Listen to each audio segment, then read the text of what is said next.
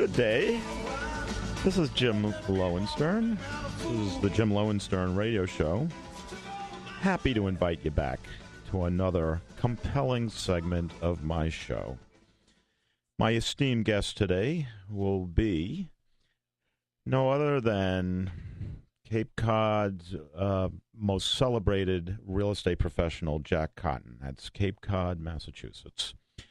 Jack has founded the Cotton Real Estate Company in Osterville, now with Sotheby's. In addition to being a realtor, Jack is also in the business of training other brokers to be marketers and salespeople in the high-end price ranges, the luxury market, if you will. Jack's also currently just being a realtor also. Jack will be on after this first segment. So before I start my conversation with Jack, I want to read an email I received this week through the show's website, jimlowenstern.com. The email reads as follows. Dear Jim, I heard your thoughts today about the Bank of America loan modification program, and I must agree with you. It has been years since I stopped paying on a countrywide mortgage loan, which is now with Bank of America. In fact, I had 2 loans with them, and it took me almost 3 years and $4,000 paid to an attorney to modify the first mortgage. The second mortgage, which still has Bank of America's name on it, apparently is not eligible for the modification in this program, because they sold it to a debt collection service masquerading as a law office or a financial company. Either way, the statements still say Bank of America, and they won't even talk to me concerning it. Not at all. It seems that this news coming out of Bank of America's Public Relations Department will not modify one loan. Am I correct? What's going on in your opinion? I'm still underwater with both of these mortgages, and it is stressful. Any suggestions? And that's signed Dimitri in Salem. So, Dimitri, I think we both know that not much has been accomplished so far with the overall national policies with the housing crisis. As long as the perception remains that the economy is doing better, then Washington won't need to make tough choices and change the situation. I think politicians in general, the government, thinks that the worst is behind us, and who knows, maybe it is. But that still doesn't solve the crisis for many families. I understand there's still uncertainty of whether or not they'll be able to stay in their homes even. And I know it's frustrating. My suggestion in your case, Dimitri, is to try to negotiate with the people holding your mortgage right now, the collection agency or the law office, whatever. I think as long as you have no plans to sell the house or improve the house, then you're going to be okay. Rather than offering the collection agency a long payout, just negotiate a settlement based on, say, 10% of the current balance. If they won't budge, just wait. That's my suggestion. Those loans got bought and passed around, and someday someone else is going to buy it for basically nothing and will probably take your offer of settlement. The only real problem you have is that things are going to get better. They're going to be less likely to negotiate. So it's a fine line. That's my opinion. Be a little patient, but try to make the deal. Maybe in the next year or so, backlash against the banks will actually prove to make some progress in this unfortunate segment of the economy. So thanks for writing, Dimitri. Send all your thoughts and comments to me at jimlowenstern.com. You can do it right through the website. We're going to take a short break right now, and when we come back, we'll be speaking with Jack Cotton. This is the Jim Lowenstern Radio Talk Show on AM 1510 Boston and streaming live at revolutionboston.com and always archived at jimlowenstern.com. Don't turn that dial. I'm just getting started.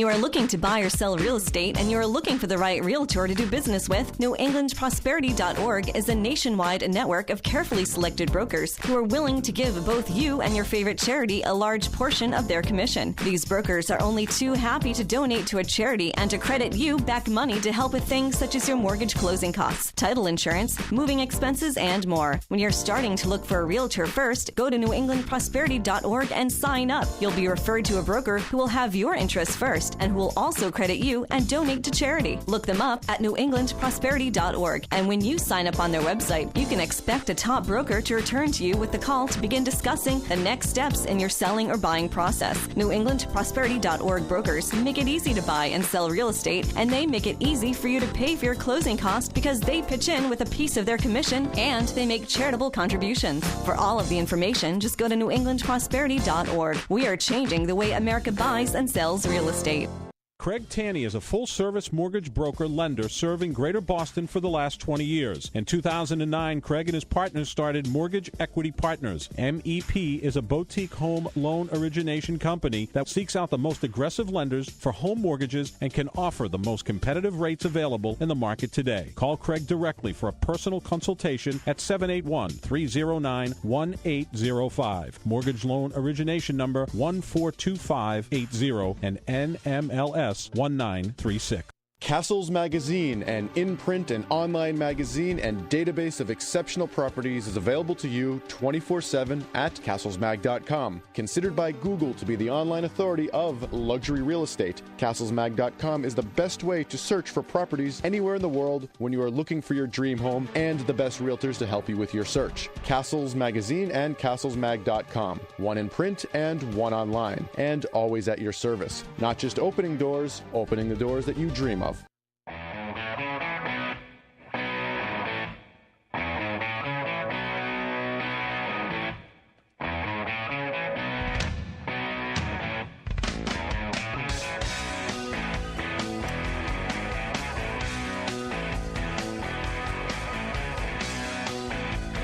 Welcome back. This is Jim Lowenstern. This is my radio show. We're at AM 1510 in Boston, WWZN, RevolutionBoston.com, JimLowenstern.com. And we're back. We have Jack Cotton from Cape Cod, lovely area in Massachusetts on the water. Jack, how are you doing today? Welcome to the Jim, show. I'm doing great. Thanks for having me on your show. I really appreciate it.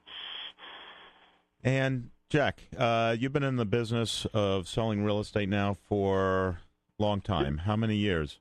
Well, this month marks my 38th year in the business. 38th year. 38th year. Seems like only yesterday. Should I be congratulating you? Or asking if I need some help or some medication, right? So have you always sold in the Cape? In what town? You had your own office, or still do? Well, yeah, I guess.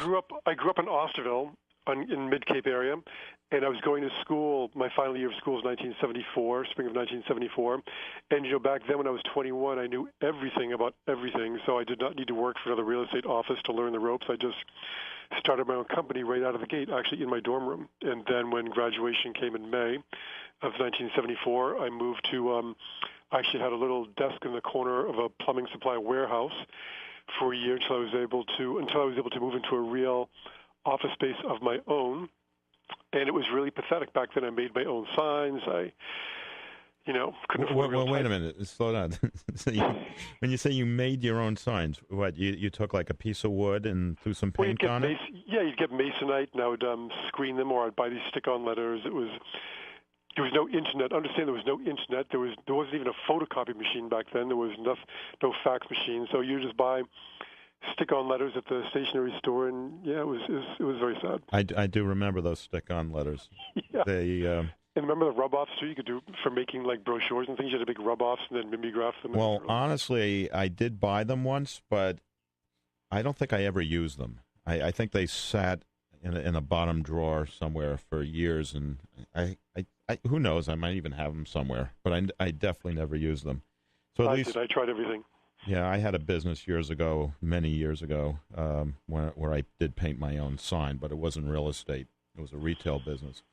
So when you say you started in your dorm room, that was back when you didn't really need to be apprenticed and all that. You just paid for No, what happened license? was there was a short time in Massachusetts where, as you recall, they lowered the age of majority to 18. So I wasn't really even 21 yet, but I was able to get a broker's license. I was 19, or I think I was 20 at the time. Did you even need to take a course? You did have to take, well, you didn't have to take a course, but it was better if you did. I took a course in Brookline at night at the Lee Institute to get my license. He's still in business, by the way. I know. Yeah. Yeah. So, okay, so when you started in your dorm room, what school was that? Babson College in Wellesley. Oh, okay, sure. And then, so you were from the Cape. So I was from the Cape, and I interviewed all over Boston to work at real estate companies in Boston. I was a finance major, so I thought it made more sense to work in commercial real estate. But as I interviewed around the city, I realized that I was still a Cape Cod boy, even though I was going to Babson. They were going to eat me alive up there, so I decided I would come back here and sell houses rather than commercial property. So back in the mid-'70s, what was it like on the Cape as far as the real estate business? I think it's changed quite a bit. So, well, believe it or not, it has changed quite a bit. But back in the 1970s, it wasn't exactly a walk in the park either, because interest rates were 18%. You could only get gasoline on odd and even days, and if you could get gasoline at all. So there's a lot of economic turmoil even back then, just of a different type. And so you were in Osterville, which is some of the more expensive property on the Cape. It is known for more expensive property, yes. And so who were your competitors when you came back to Osterville to start your real estate business? Well, my competitors back then were people who were long established, had gray hair, long track records, great experience. And here I was 21 years old. I looked like I was 15. And I had to compete with these people, and I learned quickly over the first few months of not selling anything that this was not going to be as easy as I thought. What I learned was that people who want to buy and sell real estate, especially in the high end, want to deal with someone who's an expert. And it was hard for someone at my age and lack of experience to be perceived as an expert, so I had to go out and get some training. So I took a lot of appraisal classes, understanding that people in the high end in general and people in all facets of real estate are really focused on the value of their property.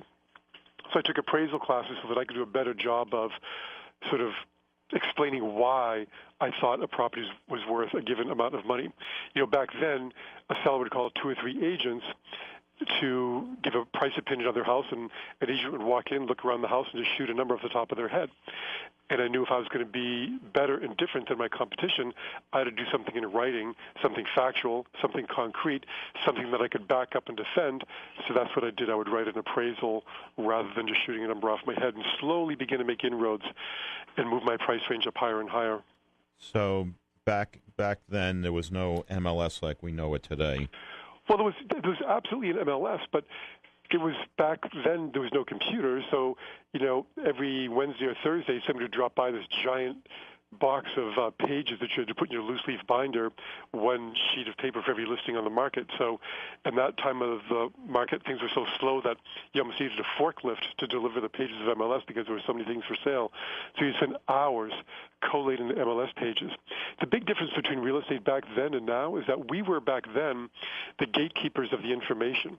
Right. The consumer could find out nothing unless they came to us, who belonged to MLS, to get the data. Of course, today, everything is available to everyone, so we are no longer the gatekeepers of the information. Now we are the packagers, presenters, and interpreters of the information. Okay, so back then, was there cooperation on these listings, or if it was an exclusive, it truly was an exclusive that no one? Well, there's always been cooperation, and I think for whatever reason, Cape Cod realtors and the Cape Cod real estate industry, in my limited opinion, has always been at the forefront of cooperation and professionalism. And I think in large part that's because it's predominantly a second home market, which means your clients are oftentimes not on the scene, and you're dealing with phones and faxes and long-distance relationships. So we had to evolve differently than real estate agents in other markets where it's more of a year-round market, like the western suburbs of Boston, for example, western Wellesley, Dover, Sherbourne, areas where you're selling year-round houses. it was a little bit easier because everybody was on scene, unlike here on the Cape. So we had cooperation was more prevalent here than in other markets. Well, you grew up there. I did grow up here, and that was a double-edged sword too, because a lot of my competitors did not grow up here, and no one knew their past. So I'd come here, I'd go to your house to maybe sell it for you, and you'd be thinking, I remember this guy when he was a kid. He was the goofiest kid I'd ever seen. I can't trust the sale of my house to him. So actually it was not as helpful as you might think. It was helpful from the standpoint of I knew my way around, but I was a goofy kid, and it was hard to overcome that image that people had of me being, selling Christmas cards door to door back when I was 8 years old. So I'm taking notes, Jack. So you were a goofy kid. You started when you were 21 years old. So here's my thoughts. Today, the Cape is known as a place where people can bring up families, and it's year-round community. Going back 38 years ago, did it? I mean, you were brought up there, but wasn't it still just more or less seasonal? Well, back then it was much more seasonal than it is today. The seasons have sort of evened out over the years. But yes, back then, this place was a ghost town in the wintertime. They rolled up the sidewalks. And they had like the highest suicide rate in the country or something. People just drink and jump off the bridge. Yeah, you know what? That's news to me. I didn't realize that. Actually, I worked for Samaritans when I was in college, and I started noticing their sign on the Sagamore Bridge. Yeah, right. Yeah. Well, that was mostly to keep the realtors from jumping off in the bad market. Okay. So, because that fence on the bridge is pretty high. It is, yeah. You have to be a determined realtor. If you're determined enough to climb the fence, you're probably not depressed enough to climb the fence. So let's talk about the sales cycle on the Cape. And when I started in the business, I started in Palm Beach. Palm Beach, Florida is very seasonal. Yes. So maybe the people on the Cape in Osterville, Palm Beach in the winter, everyone sort of takes off. I don't know how it is today, but when you started, it must have been you were the only person left. If you had a buyer, it was just you and them. Who was showing the listings back then, or did everything just sort of get shuttered until May, Memorial Day, and things people would come back? A lot of businesses and services were shuttered, and some of the homes were too. But we still showed them. Understand that if you're going to buy a house on Cape Cod used in the summertime, you really have to be out in the wintertime scouting around, looking at real estate to find the property you want so that you can close on it and get it fixed up before the summer begins, which means you are going to be out there in January, February, and March. Okay. And I learned that early on. It was always amazing to me that we'd be out there walking on frozen beaches when some years when the ocean is frozen and, snow everywhere, and people would look out over the ocean and have visions of summertime in their eyes and just be projecting ahead to what it's going to look like in July. But that's the way it was. People had to come at that time of the year if you want to get something ready for the summer.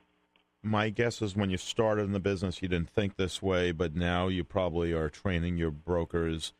Take lots of pictures of lots of houses during the summer, file them, and then when you're marketing them in January, you can show people what it's going to look like. Here's the view when the right. The pond isn't frozen. Yeah, we've always we shoot every waterfront house every 2 years from the water in the summertime. So we have a database of pictures that we can use. If somebody puts a house on the market in the wintertime, we have at least one halfway decent picture that was taken in a seasonal time of the year. Okay, so the Cape, your MLS board, the whole state sort of has multiple boards. And is it still sort of a close-knit and sort of a closed inventory, or do you see that more and more listings? Well, for example, your office, are you putting your listings into MLS PIN, or is it just the Cape? Our office in Osterville does not put listings in MLS PIN. We did for a while, and it really didn't help us at all. So we put things only in the Cape Cod MLS. A lot of offices that are closer to the bridge, to the canal, it makes sense to belong to both. But when we were in PIN, we really didn't find it was that helpful. A lot of brokers who want to however, a client who want to come to the Cape, they understand that to really look at the inventory, they need to go to Realtor.com or they need to go to company websites or get a guest pass or something into the Cape Cod MLS. So we're very cooperative. I don't care if a broker comes from Mars. If they have a client who wants to buy one of our properties, we're more than happy to work with them. Okay, good. So you're probably known as one of the top promoters of luxury real estate. I would say one of the industry leaders, perhaps, nationally. You've written books, and I've written several books. I give talks around the country to other. I try not to go more than once a month, but people have me come around from here to there and give talks about breaking into the luxury end of the market or doing a better job of listing and selling in the high end. Yes. And in your area, you're probably one of the go-to people for properties in that price range. I believe so. Yeah. What's would you say the average sale price is in Osterville these days? Well, in the marketplace, the average sales price is probably around, if you look at MLS, it's probably around $600,000. I would have thought much more, but okay. So well, because you can buy houses here for under $300 if you want. Okay. But you can buy. I've got one for $28 million also. Yeah, I was going to say, and then once you're on the water, where does the prices start? To be on the waterfront here, prices are a lot more reasonable than they were, but you're really in the upper threes, pushing $4 million to get you sort of entry-level water in Osterville. Okay. Well, I guess you sort of brought up another topic. How has this current economic, I'll say, situation affected the Cape and your business and those houses? Well, it's affected us as it has everyone else. I mean, the market got away, prices got ahead of value for a while. It was wonderful while it was happening back in 2004 and 2005, but prices got ahead, and so there's been an adjustment, and depending upon where you look, it's been 30 to 40%. Oh, really? Okay. Oh, yeah. That's, so it's been great. So you're seeing now a lot of people in the high end are recognizing that with the value propositions that are here now in the Cape, it's a phenomenal time to make that investment.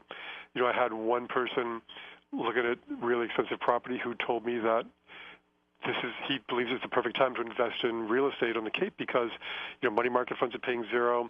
The stock market is very volatile and probably overbought or oversold, I guess you say. And maybe it's not going to go up right away, but over the long term, it's going to be a real safe haven for my money, plus I get to use it. And that caused me to coin an expression to describe our high-end real estate as the other gold, or gold you can use, especially at the levels that we're at now. Okay. All right. You're going to stay with us, Jack. We're going to take just a short break, and we'll be right back. This is the Jim Lowenstern radio talk show on WWZN, AM 1510 Boston. You can stand me up at the gates of hell, but I won't back down. No, I'll stand my ground. When you are searching for a new home, you want to be working with a realtor with years of experience, a professional with intimate knowledge of the communities that you are considering moving to, and someone who really wants to represent you as a buyer in what is probably the largest investment you'll ever make in your lifetime.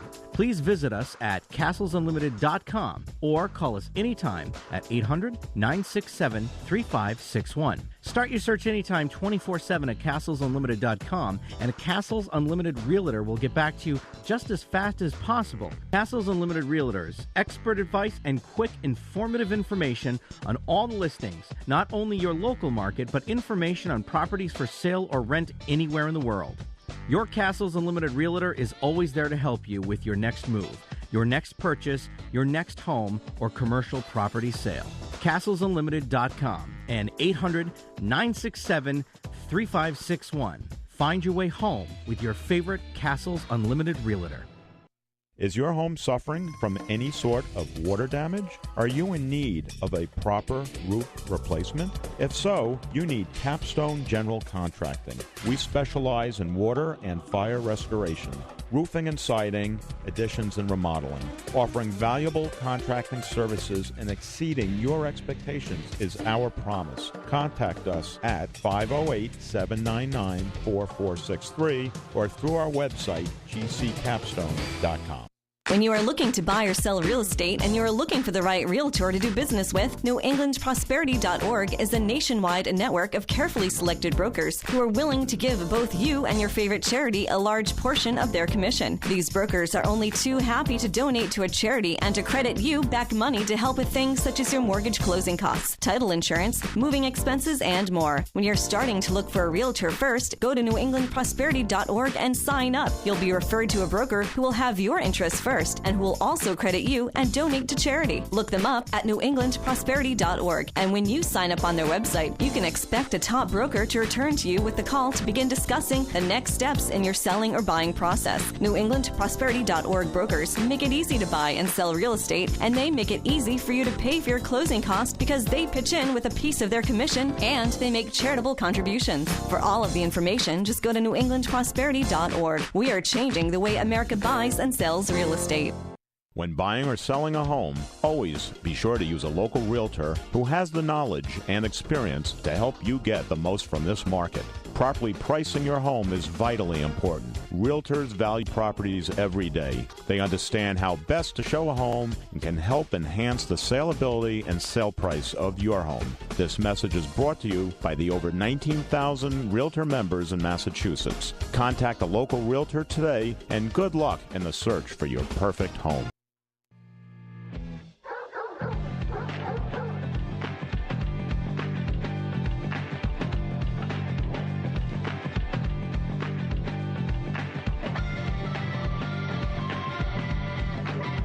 Welcome back. It's Jim Lowenstern Show. I have an esteemed guest today, Jack Cotton. Jack. Yes. Okay, you're there. Good. All right, I have a question. We get from time to time some fan mail, I guess, and this one just happens to be about the Cape.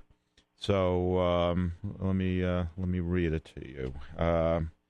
Let's see. It's Mary Jo. She wants to know how she should go about buying waterfront property. She writes, Jim, my husband and I have been avid sailors all of our lives and have moored our boat on the South Shore.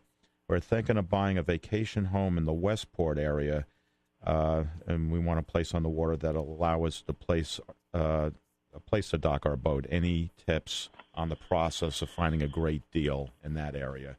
But I guess it would relate to any waterfront property, and I know you probably have a lot of harbor area in Osterville. Well, there's a lot of harbors all over Cape Cod, and a lot of people have different reasons for wanting to be in different parts of the Cape. Most typically, it's a people connection. If somebody has a lot of friends in Osterville, they're going to want to be in Osterville. If they want to be in the Dartmouth or southeastern Massachusetts area like your letter writer, that's another alternative also. But the principles are the same. So how would they go about finding, I mean, they need to know low tide depths and things like that, right? Yeah, well, the first thing you have to understand that, some of the lessons we can learn from people in the high end are to do some research about the areas you want to be in. And the quickest way to begin your research is to talk to friends and associates who have boats or do boating in a given area and ask what parts of the Cape they like, for example. Do you like Falmouth? Do you like this area or that area? So then you want to take some time and explore these areas, possibly by car first, or if you happen to be at the right time of the year and you're out in your boat, you can visit some of these areas by boat. And you want to visit these areas at different times of the day to see do you like the light? Do you like the prevailing winds? Do you like the water temperature and things like that? You want to see how properties are maintained. And you start to sort of build up a little bit of local knowledge about the area. People in the high end they crave information, and they'll get the information from anyone they can. So once you zero in on the particular town or village that you might like to invest in, you can have lunch there. Then you ask the server, what do they like about living here? What don't they like about living here? If they could change one thing about living here, what would it be? And who's the go-to person here to learn more about real estate in this marketplace? Obviously, if you're a boater, you're going to go to the marina and then make the same inquiries there. You know, what's the range of tides here? Is there a 7-foot tide or a 2-foot tide? I mean, on the south shore of Cape Cod, the tide is 2.5 feet. On the north side of the Cape, it can be 7 to 9 feet. You know, it doesn't really matter as long as you know what it is. But just want to start doing research and developing a list of questions you can ask different people to get the information you need to make an informed, intelligent decision. Are you a boater, Jack? I am. Do you, or I don't know if you're still active, like showing people around houses on a Saturday afternoon, or if you just have brokers you delegate it to, but do you ever take people out in your boat and show them property from the water as opposed to driving them around and walking in the front door? Yeah, absolutely. Especially, obviously, now we're coming into boating season. My boat will be in the water in another week or so. But we can show property by the water. But more importantly, we can give an overview of our marketplace from the water, because you can drive around here in a car all day long, and you'll never really get to see it completely because the water's not visible from all the roads. But if you go by water, you can begin to understand what we have here that sets us apart from other parts of the Cape.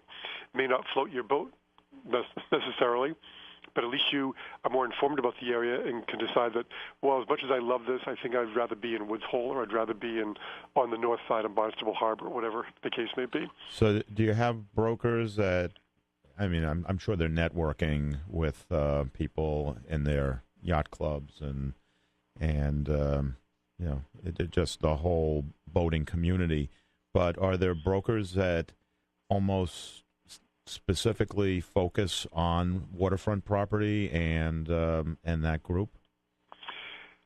You know what? A lot of people, we focus on it, but we don't discriminate either. You know, if somebody has a house on a golf course or anywhere else in this particular market area, we're happy to take the listing and market it for them. I'm particularly fond of taking listings of the neighborhood I grew up in, which is certainly not a high-priced area by any stretch of the imagination. But I believe I know it really well, having grown up there, and I'm happy to represent properties there. So if you want to buy waterfront property, you do want to talk to someone who has, you know, deep and wide knowledge of the waterfront, and I believe that I have that. And as you mentioned a second ago, we do show property by the water because it's the only way to see a lot of the waterfront areas on Cape Cod is to see it from the water. So Cape Cod is this huge area geographically. I mean, it's bigger than you think, yes. Yeah, because I drive to Provincetown at least a couple times a season, and I'm always amazed. You know, you can pass many towns along the way, and it's still another hour to go. Do you have brokers in your company that basically cover the entire region, or it's just a more localized No, I work for Sotheby's, and we have company-owned and affiliate offices all over the Cape. So we have one in Falmouth, one here in Osterville, Orleans, and Brewster, and there's actually a Sotheby's in Provincetown. So if you, no matter where you want to be in the Cape, you can find a Sotheby's office. Now, me as an agent, I specifically work in a more concentrated area of the Mid-Cape. There are other agents who like to work in property all over the Cape. I just like to really know a certain area very well and be the go-to person for that particular area. Are you still actively listing and showing property? Absolutely. I sold my company in 2005 to Sotheby's International Realty. I stayed on for 3 years as a manager, but then I took a year off to work on my books, and now I'm just back to being an agent, which I love. I love the listing process. I love marketing property, and I love showing property, and I also love teaching about real estate, which is that's my dream job. So what I have now. Sotheby's, when they bought you out 2005, 7 years ago, is that just about the time they started franchising, or was it just a little premature? No, that's just about that's right about that time. I think they've been franchising maybe for about a year at that point, and that wasn't really a route I wanted to take, so they offered to buy my company, and I sort of had a feeling that things weren't looking too rosy on the horizon, so I thought it would be a good time to do that. Yeah, well, the timing was, needless to say, looking back, impeccable. I have no regrets. Yeah. And okay, so they bought you out, and they kept you on as a manager, probably a nice salary, some kind of non-compete probably. Because I speak to a lot of people in the business. Just curious, did the non-compete run out yet? Well, I'm really not allowed to talk about the terms of my deal, but I negotiated a non-compete that would protect me from going back as an owner. Protect you or protect them? Protect me. Protect you. Right. I'm being facetious, but I love what I'm doing now. Oh, I see what you're saying. Okay, I get I love what I'm doing now. And nothing worse than being an owner. You wanted to make sure there was no temptation ever. Right. The reason they call them brokers is because they keep getting broker and broker the longer they say it. Yeah, but you're a broker, Jack, and you're doing fine. So yeah. that's not totally correct. So you train brokers, you mentor them. For the most part, do you think that successful realtors are sort of born that way, or is it their training that makes them who they are? I mean, you started when you were not even 21, right? And just stepped in, and it seemed to know instinctively what to do from day one. Well, not really. I thought I knew what to do, but it took me over a year to sell my first house, so I really was pretty clueless. I only thought I knew everything back then. And so people say, yeah, you're a born realtor. Well, I joke about the fact that I was a born realtor, but I've always had a real connection to the whole concept of houses in your space and all that goes along with your own space, the feeling of well-being that your house provides, the oasis in the storm of life that your house provides, the whole symbolic thing of your house. And for summer people, the house often is a magnet that draws families back together. And the higher you go up in price range, the more sacrifices and decisions people have made that have not been sort of family friendly sometimes, so that a second home in a place like Cape Cod or Florida or Aspen or wherever can often be a magnet that draws families back together again. I remember selling a house one time, really difficult sale. I think it was around $3 million something. And the buyer thought he was totally overpaying for the house and was really in a bad mood over the whole thing. But then I visited him about 5 or 6 or 7 weeks after the sale, and he mentioned to me, my son came to visit for the weekend, and he stayed for several weeks. This is the best investment I've ever made, because he's talked about staying for the whole summer next year and getting a job here on the Cape. I mean, how do you put a value on that? And that's what a house on the Cape can be for a lot of people. It's a place where new memories are made. It's where you can gather on the table at 4th of July, Memorial Day, and Labor Day. And because of the Cape, it makes people come down here to come and visit you. It's like the magnet that draws them here to come and be with you, and you get the ancillary benefit of hanging out with your children and your grandchildren and building those memories and retying those family connections that are so important. Okay. So speaking of the Cape specifically, where would the best values be community-wise, just as you describe, a great place to have a vacation home that would draw the family together? What town would you choose for? Well, I'm biased and I like the area that I'm in, but, really it boils down to a personal preference issue. Some people really love the north side of Cape Cod, and also the east side where you get to Orleans and Chatham, and the north side of the Cape from Sandwich all the way back to Dennis and Orleans really still feels like old Cape Cod. You've got the stone walls and the Cape Cod style houses, and people really love that. The big tide, they love the big beaches at low tide. So that's one person's preference. Another person might like where I am, the south side, where the water gets to be the high 70s in the summertime, and the wind you're facing the prevailing wind direction of southwest, and they like the protected harbors we have over here. I mean, there really is no right or wrong. It's what's your personal preference. Where are your friends located? Where are the family members located on the Cape? You want to be really close to them, or sometimes you want to be really far from them. So it really boils down to personal preference. You can't go wrong, in my opinion, on the Cape. And in fact, obviously, again, I'm a bias, but I believe that real estate anywhere, but especially here, is the absolute best investment you can ever make. What about the traffic? Because it's a pain. You just have to. You learn the best times to come and go. Yeah. So and once you're here, you learn the best ways to get around to avoid the busy streets. Right. So the back roads. Yeah, there's back roads everywhere, and you find a place where you can just stay and not have to leave and drive around that much. So, I can't say enough about it. Do you sell on the islands, Martha's Vineyard and Nantucket at all? So far, I have not. I visit there all the time, and I love it over there, but I really don't. I have not.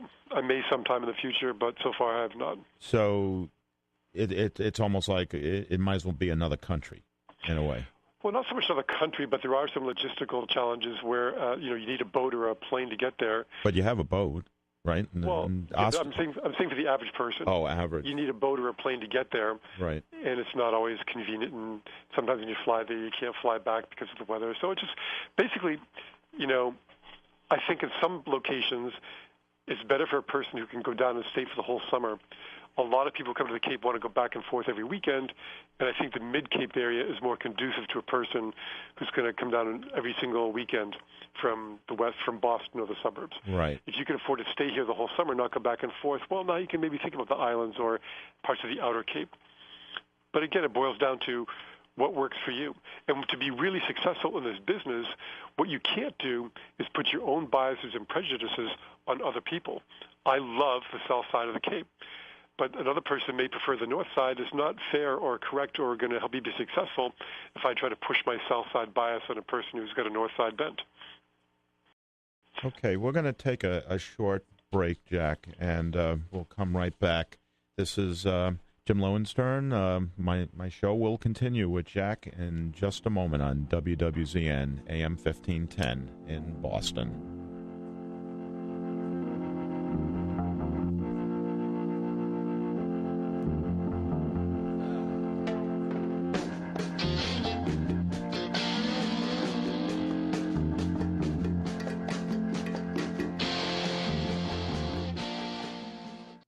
When buying or selling a home, always be sure to use a local realtor who has the knowledge and experience to help you get the most from this market. Properly pricing your home is vitally important. Realtors value properties every day. They understand how best to show a home and can help enhance the saleability and sale price of your home. This message is brought to you by the over 19,000 realtor members in Massachusetts. Contact a local realtor today, and good luck in the search for your perfect home. Craig Taney is a full-service mortgage broker lender serving Greater Boston for the last 20 years. In 2009, Craig and his partners started Mortgage Equity Partners. MEP is a boutique home loan origination company that seeks out the most aggressive lenders for home mortgages and can offer the most competitive rates available in the market today. Call Craig directly for a personal consultation at 781-309-1805. Mortgage loan origination number 142580 and NMLS 1936. Is your home suffering from any sort of water damage? Are you in need of a proper roof replacement? If so, you need Capstone General Contracting. We specialize in water and fire restoration, roofing and siding, additions and remodeling. Offering valuable contracting services and exceeding your expectations is our promise. Contact us at 508-799-4463 or through our website, gccapstone.com.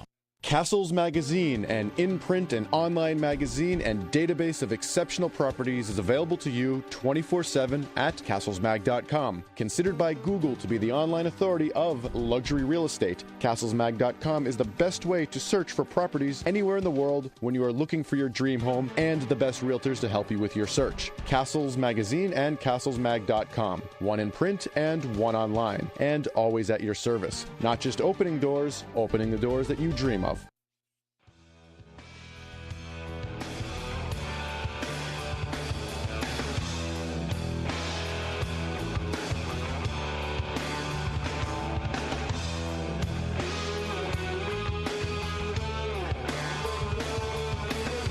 We're having a great show today.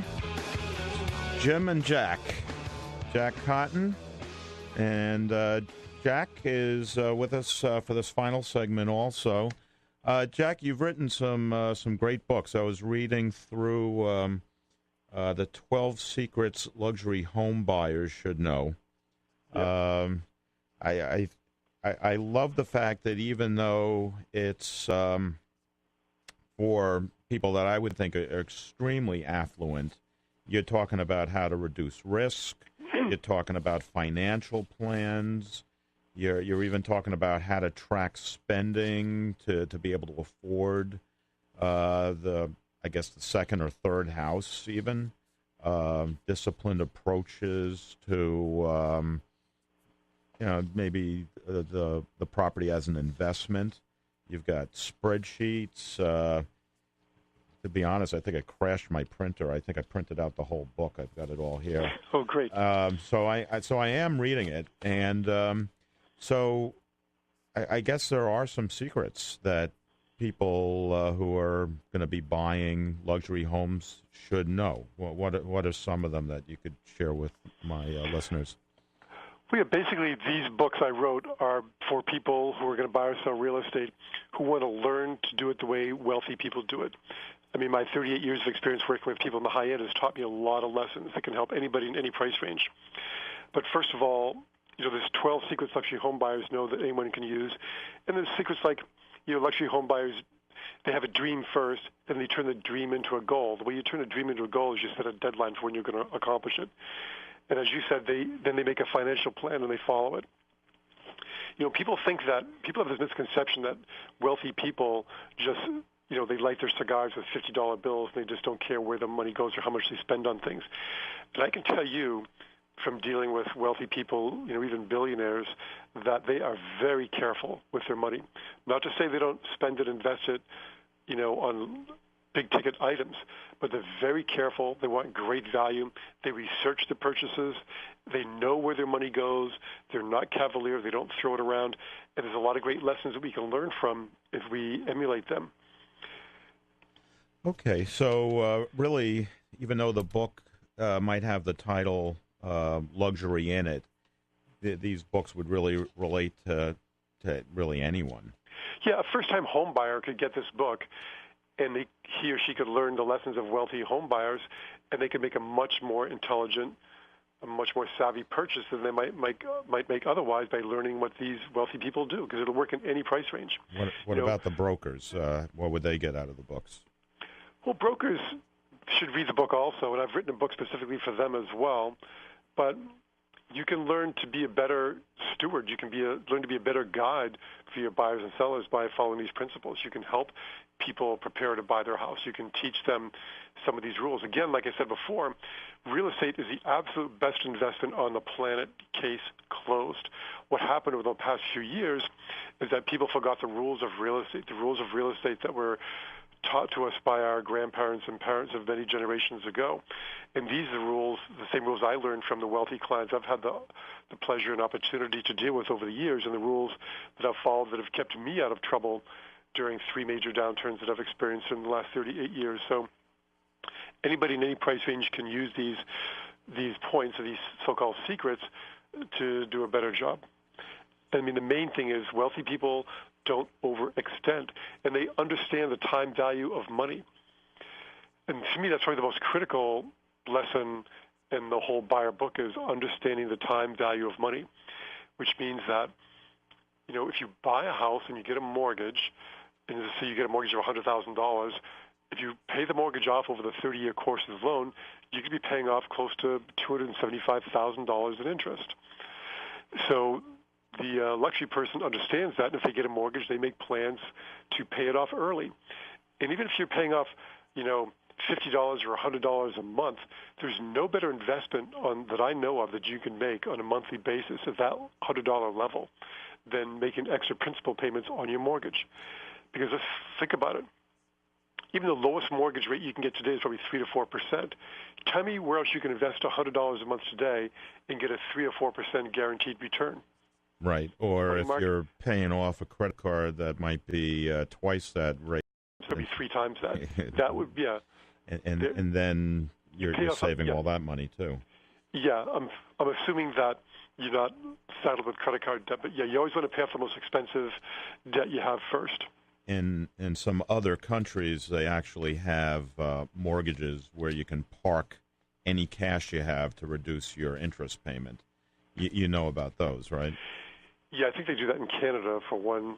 Australia, probably throughout most of the world except this country. Our bankers are conspiring a bit But against the main thing us. is, your house is not an ATM. And over the past few years, I get so infuriated when I see these ads on TV from the lenders, basically conditioning people that your house is an ATM. You want a boat, get it out of your house. You want to take a trip, to get a loan on your house. You want to do this, and you basically, that's the equivalent of taking an antique chair and putting it in the fireplace to keep warm in the wintertime. You're consuming a long-term asset to pay for a short-term depreciable asset or expense, and that just makes no sense. Turning it into heat. That's a great analogy, Jack. So, how do you think the internet has changed the business? Obviously, it's changed a lot of businesses, but our brokerage industry, how has it affected it? Well, the internet has changed the business, again, by taking away our role as gatekeeper of the information. Everybody has access to all the information. There's a million websites that has every piece of listing data and sale data and market data. But it's almost overwhelming. So today, because we're not the gatekeepers anymore, you still need a professional real estate person, I believe, to be your guide through the mountain of data. And when you put your house on the market, someone's going to package and present your data so that it presents itself in the best way possible to the people looking on the internet.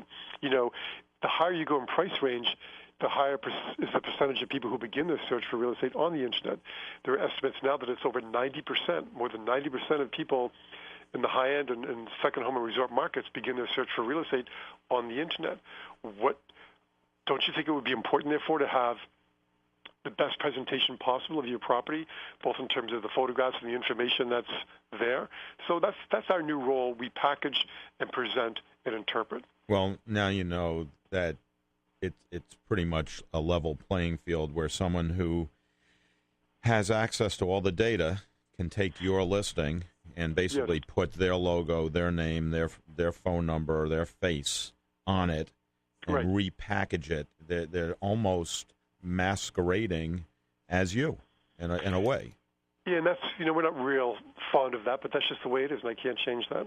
Okay. So what we do is we make sure that our pictures are flawless. We make sure that our copy is as flawless as it can be. And we just make sure that if our properties are going to be out there, they're going to look good no matter where they are, because we took the extra time to make sure. In an average listing we probably take 500 to 600 pictures to get down to the 24 that we're going to use. In that first picture that you see first on the internet website, you have less than 2 seconds to grab somebody's attention. So we obsess over that first picture. Right. Aerial.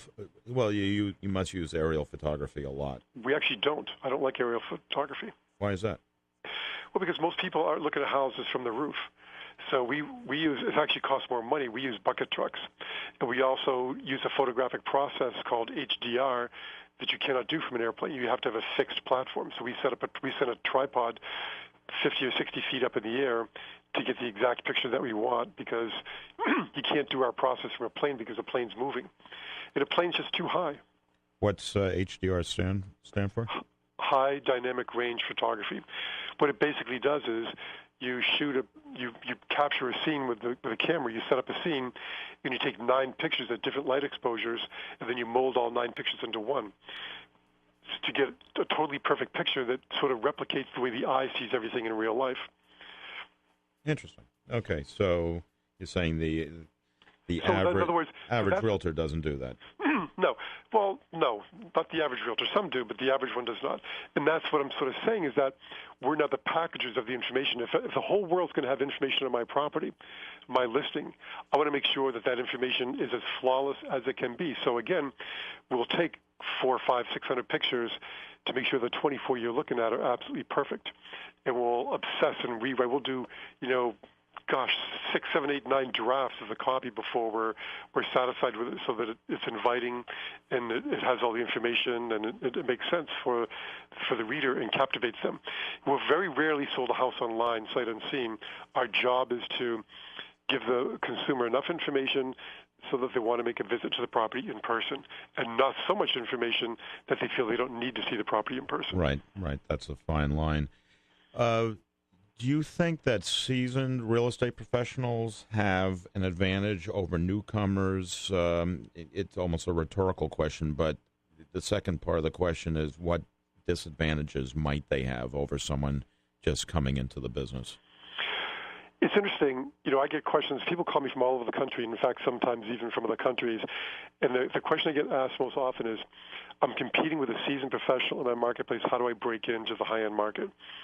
And, one thing that's, I hate to say this, but you commonly find with the seasoned professionals is they start to get, I hate to use the word lazy, but they start to get a sense of entitlement sometimes. Like they feel like they just have to show up and they're going to get the listing. So the one edge that a new person has is persistence and enthusiasm. So enthusiasm will go a long way to evening the playing field between a new agent and a seasoned agent. And, real estate's not unlike other businesses where your track record, your history, your experience are all wonderful things to know about, but what people really want to know is, what have you done for me lately and what are you going to do for me today? So it really is a remarkable opportunity for a new person, and I think a lot of new people overlook the fact that you can break in if you're willing to make the commitment of working harder, doing more, and just keeping that enthusiasm and persistence. And quite frankly, most new people in the business have a manager or a company or an office they can go back to make up for the lack of experience, but that enthusiasm is really hard to replicate. For me, having been doing this for 38 years, I have to work every day to make sure that I'm approaching the business like it's my first day in the business. Exactly. That I'm excited about it, that I love it, that I'm passionate about it. And That's the secret. I believe that I do that. Yeah, and the new technology. So sometimes people stepping into the business may come from a field of technology and more than that, with this economy that we're seeing today, a lot of people my age in their 50s who've been laid off from corporate America have no prayer of getting a job in corporate America again, are thinking, what are my choices? Well, the choices are, in many cases, to come into the real estate business, and those people are transforming the business because for a lot of people in real estate, it's an avocation rather than a vocation, and people in their 50s with a strong business background in the corporate world who are used to goal setting, planning, and most importantly, accountability are bringing those skills into our business, and they're changing it. In fact, they're changing it from a practice to a business. Well, that's so true. And Jack, I really do appreciate you taking the time to come on the show today. It was a great show. I've got probably another 10 or 20 questions that I'll have to ask you on another show if you'll be willing to come back on. Yeah, let's do it again. Okay. I want to thank Jack. It was a great show. Until next week, this is Jim Lowenstern wishing that you find all of your dreams at home. I want to remind you that you can listen to all of my past shows on my website, jimlowenstern.com. We're broadcasting from beautiful Marina Bay in Quincy. This is revolutionboston.com. It's AM 1510, and this is Jim Lowenstern. Until next week, have a great week. Bye-bye.